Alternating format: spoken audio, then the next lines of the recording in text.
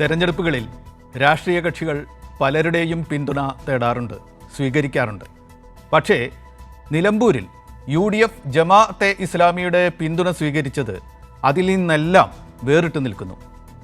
ജമാഅത്തെ ഇസ്ലാമിയുടെ രാഷ്ട്രീയ കക്ഷിയായ welfare party UDFന് പിന്തുണ പ്രഖ്യാപിച്ചതിന് പിന്നാലെ പ്രതിപക്ഷ നേതാവ് VD സതീശൻ പറഞ്ഞത് ജമാഅത്തെ ഇസ്ലാമി മതരാഷ്ട്രവാദം ഉപേക്ഷിച്ചു കഴിഞ്ഞു എന്നാണ്.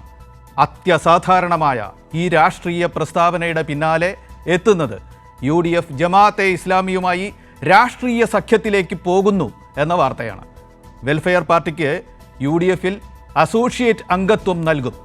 വരുന്ന പഞ്ചായത്ത് തെരഞ്ഞെടുപ്പിൽ വെൽഫെയർ പാർട്ടിക്ക് മലബാറിൽ UDF സീറ്റുകൾ നൽകും.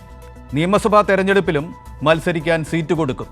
കോൺഗ്രസിൻ്റെ സീറ്റുകളിൽ വെൽഫെയർ പാർട്ടി നിർത്തുന്ന പൊതുസമ്മത സ്ഥാനാർത്ഥികളിലൂടെ ഈ സഖ്യം സാക്ഷാത്കരിക്കും.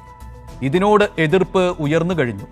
ജമാഅത്തെ ഇസ്ലാമിയുടെ രാഷ്ട്രീയ വിഭാഗമായ വെൽഫെയർ പാർട്ടിയെ കൂടെ കൂട്ടി കോൺഗ്രസിനും മുസ്ലിം ലീഗിനും എങ്ങനെയാണ് സംഘപരിവാർ രാഷ്ട്രീയത്തെ ഫലപ്രദമായി ചെറുക്കാൻ സാധിക്കുക എന്ന് ചോദിക്കുന്ന മുഖപ്രസംഗവുമായി മുന്നോട്ട് വന്നത് റിസാല വാരികയാണ്.